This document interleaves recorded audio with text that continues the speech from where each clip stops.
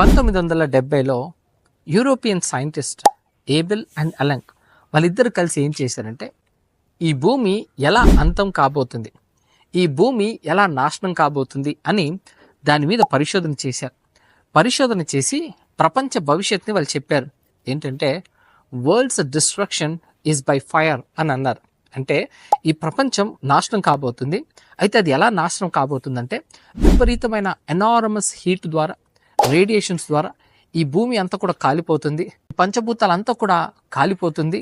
ఎందుకంటే సూర్యకిరణాలు డైరెక్ట్గా భూమి మీద పడే రోజులు రాబోతున్నాయి. ఓజోన్ పొర కూడా చెరిగిపోయింది కాబట్టి ఓజోన్ లేయర్ ప్రొటెక్టివ్గా ఉండేది అది కూడా లేదు. కాబట్టి భయంకరమైన దినాలు రాబోతుంది. భూమి అంతా కూడా కాలిపోయి నాశనం అయిపోతుంది.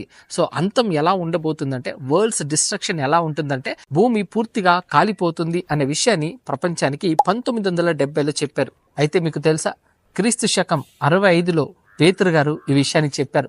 వరల్డ్స్ డిస్ట్రక్షన్ ఎలా ఉండబోతుందో, వరల్డ్ ఎలా నాశనం కాబోతుందో ముందే బైబిల్ ప్రెడిక్ట్ చేసి చెప్పింది. ఒకసారి ఆ మాట చూద్దాం. పేతురు గారు రాసిన 2వ పత్రిక 3వ అధ్యాయం 10-11 వచనాలు. ఆ దినమున ఆకాశములు మహాధ్వనితో గతించిపోవును, పంచభూతములు వికటమైన వేండ్రములతో లయమైపోవును, భూమియు దాని మీదనున్న కృత్యములను కాలిపోవును. ఇవన్నీ ఇట్లా లయమైపోవును గనక ఆకాశములు రవులుకొని లయమైపోవునట్టియు, పంచభూతములు మహావేంద్రముతో కరిగిపోవునట్టియు, దేవుని దినపు రాకడ కొరకు కనిపెట్టుచు దానిని ఆశతో అపేక్షించుచు మీరు పరిశుద్ధమైన ప్రవర్తనతోనూ భక్తితోనూ ఎంతో జాగ్రత్త గలవారై ఉండవలెను. చూడండి బైబిల్ ఎంత ఖచ్చితంగా చెప్పిందో. భూమి ఎలా నాశనం కాబోతుందంటే భయంకరమైన వేడితోనే కాలిపోబోతుంది. ప్రభువు వచ్చే దినాన ఈ భూమి మొత్తం కాలిపోతుందని, ఎనార్మస్ హీట్ రిలీజ్ అవుతుందని ఏదైతే శాస్త్రవేత్తలు చెప్తున్నారో అదే జరుగుతుందని శాస్త్రవేత్తలు చెప్పకముందే పేతురు గారు మనకు తెలియపరిచారండి.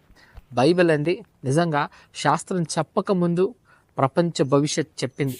ఈ ప్రపంచము, ఈ వరల్డ్స్ డిస్ట్రక్షన్ అనేది ఎనార్మస్ హీట్ ద్వారా, లేకపోతే విపరీతమైన ఫైర్ ద్వారా, రేడియేషన్స్ ద్వారా ఈ భూమి అంతా కాలిపోతుందని ప్రపంచం అంతా విశ్వసిస్తుంది. అయితే బైబిల్ చెప్పింది ఆ దినం ప్రభు వచ్చిన దినం జరుగుతుందని. కాబట్టి బైబిల్ అనేది అల్టిమేట్ పుస్తకం అండి. ప్రపంచ భవిష్యత్తుని తెలియపరిచింది. కాబట్టి అట్టి డిస్ట్రక్షన్ మన ముందు రాబోతుంది. కాబట్టి మనమందరం కూడా పరిశుద్ధ ప్రవర్తనతో, భక్తితో ముందుకు